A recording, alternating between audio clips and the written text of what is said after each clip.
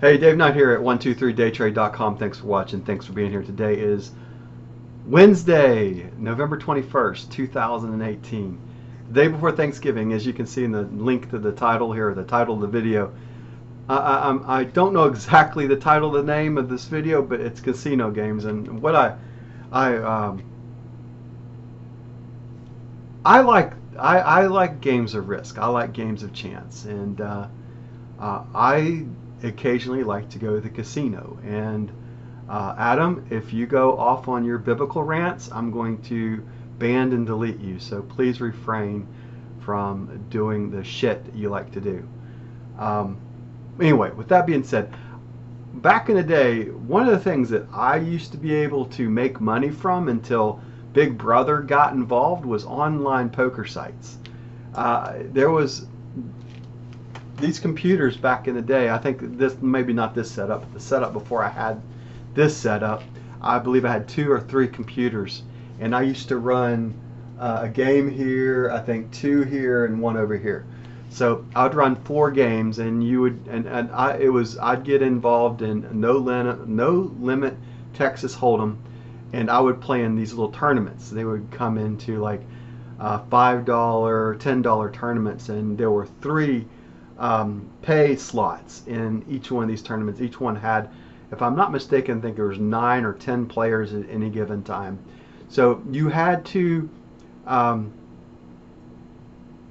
your goal was to finish in the top 3. If I'm not mistaken, the 3rd place would you break even, second one win a little bit of money, and obviously first place would win most of the pool of money. So if there was a $5 being played in by 9 players, there was $45 in the pot, and if I'm not mistaken, half of it, more than half, went. I'm trying to remember how it went. I think it was like 37.50 to 1, and then 9.50 was one of them. 22.50. I forget how it would all break down. I guess you guys could let me know how that breaks down. But regardless, there was a plan to approach and to make. I'm just want to make sure this doesn't phase out, because I want to talk about what's going on in the state of Pennsylvania in a minute. But back in the day, there wasn't, Big Brother got involved. They shut all the poker sites, said that well, basically we know what happened. They couldn't figure out how to tax online gambling through the internet. So instead of them being able to get their cut, everybody, they're the pimp, right? The government's the pimp, and they said, we're not getting our cut, so we're just going to make everything illegal. And one day I wake up and you had these federal government shutdowns of these online poker sites, and people's money was frozen. Now I got my money out eventually, but you were frozen for, it was like a year or 2 before I think I got the money from one of the sites. Full Tilt Poker, I believe, was the name of it. There was another one that Poker Stars, Poker something, but I believe I was at Poker Stars and Full Tilt Poker back in the day. So like I said, I'd play 2 to 4 games at any given time. So if you think about $5 across the board, I was playing 20 bucks, and each one of those 45. So if you'd win, legitimately, if you'd win, I'd just say 22 and a half, because I can't remember what it was, and you were playing 4 games and you'd win all 4 at one time. I know it was more than that. I got $90, but I'm almost thinking it was like 137 and a half, 150 bucks. And you would, if you were playing 4 and you were being able to play 8 games in an hour, and you were going at it for 3 or 4 hours, you can see how you could easily make 500 to 750 in any given day. And that's kind of what I was averaging out, playing $5 and $10 games, is being able to average out 500 to 750 in cash. So it was lucrative back in the day, before frickin' Uncle Sam and the federal government got involved and shut down all the sites. Now in the state of Pennsylvania, online poker was approved in the state of Pennsylvania, and there's 10. I don't know what state you're in, but you can look up. PokerScout.com is the website that I use, And I'm just going to read current status. It says online poker in Pennsylvania is coming soon. and will likely launch in early 2019. There is simply too much activity to believe otherwise. For starters, as of August 16, 2018, there are 10 casinos in the state that have submitted application to offer online poker to Pennsylvania residents, and it goes through a list of of 10 that submitted their licenses to be able to get in here. So, I mean, you can go and read on your own state. Go to the poker, as I call it, Poker Scout, pokerscout.com, and you can read on your own state and see where you stand. You know, they're legalizing marijuana, medical marijuana in Pennsylvania. Why can't they tell us why? You know, my biggest gripe is about this whole situation is why did they have to take away, you know, and I am not a fan of sitting going. The nearest poker house to me, legal poker house, is at the Rivers Casino, and you'll never hear me say anything other than that. But that's the nearest poker house that has no limit Texas Hold'em, and I don't go to that kind of environment. I like being in front of the computer and using mathematics and not. I feel as though I'm an easy read when I sit in a table where I'm playing, and I looked at it as specifically to earn money from idiots. The way I looked at it. If you look at the way that I used to play, and I'll kind of give you a synopsis of the way I used to play. I only played in there was 3 things in the game, and I'll have to dig up the information. If this is interesting to you, I'll dig up some more information and I'll shoot some videos on it if I feel like doing it in the month of December. But there were 3 parts of the game. There was the beginning part of the game, there was mid game, and there's end game. It's similar to chess if you think about it. You're setting up your movements in the very beginning of your game, so the beginning game. So you only want to play, in my humble opinion, you only wanted to play very high probability card setups at the very beginning of the game. So the very beginning of the game, you're trying to double up your stack if you can, but you're only playing like a suited pair, or not suited pairs. Pairs, you're playing suited cards that are suited together, like Ace King suited, Ace Jack suited, Ace 10 suited, you know, high cards so that you have a better opportunity. And then, of course, obviously, if you get the Cowboys or you get the Aces, you're pretty much going all in, and you're expecting to win whoever is being dumb enough to play at the very beginning of a game. So, you know, I forget what it was, but playing so many games, you get jacks, queens, kings, and aces in the opening pair of cards, and sometimes someone would go all in against you, and they'd have shit, and you would just you would take their stack from them. So, for instance, the game that I play on the Facebook is WSOP, and I just I goof off with it occasionally, win rings. I don't play any of their games inside there. The only thing I concentrate, you know, go to Atlantic City, go to anyway, to keep going. And I think the biggest one I play right now is the $1 Million. I get away from it, and I come in and I'll play it again every so often. So just recently I played the Atlantic City and won $2 million in fake money. But reading other people and what they're doing, you know, and what's kind of cool about the Atlantic City one, there's only 5 people that you have to beat. I think the only one that pays on that one is the top spot. Anyway, so let's get back to the reason that I was thinking about this. Casino games, in order of how the prospective payout, in my humble opinion, now this is my opinion, you got poker is the game, and no limit hold'em poker is the game that requires the most skill. In that sense, you have the best odds of winning against dumber people that are playing the game. And then from there, all the other casino games, there's an edge. I would argue the only game that you have the statistical edge is poker. Everything else, you're giving the house the edge, and that's just the way it is. They're not going to let you card count in a casino at blackjack, and especially now they have the auto shuffle decks. It's almost nearly impossible to sit back and really count, high-low count. Now, back in the day, you know, one deck, if you can get lucky enough to find one deck blackjack, and they let you go away and do a high-low count against them, and you play smart and only take away, $200 to $500 and walk away. Be smart when you're playing on a one deck, right? And know when to walk away. No, you're not trying to go in there with 1,000 and walking out with 5.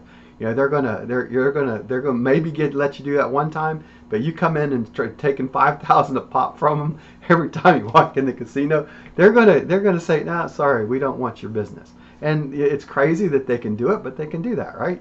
So you don't want to get your name and your face up there and have to wear disguises to come in. And so blackjack is, in order of where I like the games, craps is the game I like the most at the casino. If I'm not playing poker, it's craps, then blackjack, and then maybe roulette. So those are the 3 games, and I don't get into the hybrid fancy bets. I just play straight up. I like it when I first come into a casino. It's $5. I like to play $5 craps or $5 blackjack and build up my base of money. Or if I lose, you got to figure out, if you're not winning that day, you got to walk away, right? So if you have, I'm getting off track. So let me think about this for a second. How, what got me thinking about it was honestly, what got me thinking about is a guy that made some comments on something I did years ago, and then Adam goes in and fires in all this biblical bullshit into my website. I'm thinking, what the, that's my channel. Stop. Stop. If I want to go bankrupt and do whatever the hell I want to do, that's my business. It has nothing to do with you. So it's not what I'm going to do, though, right? I've got a family. I'm not. I understand the difference between addiction and never mind. I'm sidetracked. So let's get back to the reason. So I talked about no limit hold'em, Texas hold'em poker. So you have the first part of the game. You have the mid game, right? The mid game, you're trying to survive. So what's the object? If there's 9 people playing right now, you're one of 9, right? Your first object is to get into what's called the top 5. So you're trying to get about 6 to 5 players left and not do anything stupid at the very beginning, unless you have a very high odds of making, double your stack. So at the very beginning of the game, is you're looking at between eliminating down to 5 to 6. The mid game is getting from 5 to 6 down to 4. So because that at 4, everyone starts getting a little bit more conservative on their play a little bit. But each time the bids come up, so the big blind and the small blind, all that stuff is increasing in value. And if you don't have enough power to withstand it, then the only play you got is to go all in. And if someone calls you, and you're in that 4th spot, you're out of the money. So think about it like horse racing, right? You get paid on 3rd, 2nd, and 1st. 1st gets the most money, 2nd gets the second most money, and 3rd basically is a break even. So where you can make and to take advantage of is getting that 4th spot and playing smart at 4 to get into the money. And once there's 3 left, it doesn't matter if you got 200 chips at that point. As long as you survive to 3, you're in the money. You can go all in and get out and let the other 2 battle it out, and then you open yourself up to another game, right? Sometimes I got lucky, would go all in, and I would get 5, 6, 7 wins in a row, and next thing you know, I'm back in it again, right? So, but those kind of things don't happen very often. So you look at that as kind of the blip of what of the possibilities of what can happen. That doesn't happen very often, to be able to almost be out and then be able to win that game. I mean, it's pure luck at some point in that sense, right? When you don't, but if you can sit back and you look at the no limit hold'em in these tournaments as 3 parts. So you have your beginning, your mid game, and your end game. An end game, if you're high stack coming in end game, then you're just bleeding people out and you're playing good hands, right? And eventually they've got to play something that's unsuited, something that's not the best in that sense. So if you're a big stack coming in with 4 people, you can push and bully people around a little bit and make them play something that they don't really want to play because the big blind's coming around that's going to take half of their pot. So if they had like say 2,000 chips or let's say they had 1,000 chips and big blind's coming around 460 or whatnot, they're going to boom the next two things if they don't play within the next. There's four people, right? There's only two. There's two people and there's two that don't have to make a bet. So when they're coming around, have to make that bet, and then they come through there and they have 960 that's going to be coming around, and outside of that, then they only have like $40 left if they don't play within that hand. So that's where the big stack pushes the other people around at that point. And if you can be big stack and push people around, inside that tournament, then getting them down to that 3, and then when it's head up is the end game. Head up is you against one other opponent at that point, and if you're big stack, you're pushing, but you got to be careful because the other person will come in and if you're not careful and let's say you have, let's say it's a 12,000 pot and you got 9 and they've got 3, so 9K, 3K, and you go in and you push in like 2, and all of a sudden they double up on you and they say, because you're playing something that's not so great, and they say, screw you, buddy, because this is what I would do. I had something that's suited, and I would fire in my 3K and double up. So all of a sudden I got 5K, they've played in there, and now I've got 5 against, now they've moved down to 7. All of a sudden that becomes more of an even game at that point, right? So know when, as the old song says, know when to fold them, know when to walk away, know when to run. The Kenny Rogers song back in the day. Anyway, I just got thinking about this a little bit, and I thought I would just share with you a little bit. So, No Limit Hold'em Texas Poker online in Pennsylvania coming on. There'll be kind of, will it happen? Yeah, it's going to happen. It's been a long time. I think it was like 2011, 2012 that they took all this from. It's been a long time since, since you could do it, and I don't get why. Anyways, long story short, why is the government telling us why we can't do something? It's Big Brother, and they're telling you that you can't do that because we all know why. In the end, it's because they couldn't figure out how to tax people on the online internet sites back in the day. That's why they did it, because they couldn't get their cut. They were the government. Look at them as the mafia. They want their cut, right? If you look at the government as a mafia, they want their cut of the business, and if they don't get their cut, nobody's going to get anything. And that's what the American government did to the average online poker player back in the day. This is Dave Knight here at 123daytrade.com. Off subject, talking about casino games and hopefully the online environment. By the way, the only online game that I would recommend play is No Limit Hold'em, Texas Hold'em Poker. None of the other things out there is worth your time. So don't play, if I've said this before in the past, don't play any of that other crap that's out there. You don't know who's programmed the stuff behind it.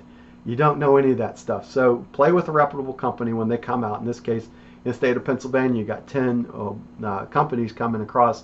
They're going to have to follow the rules to get involved.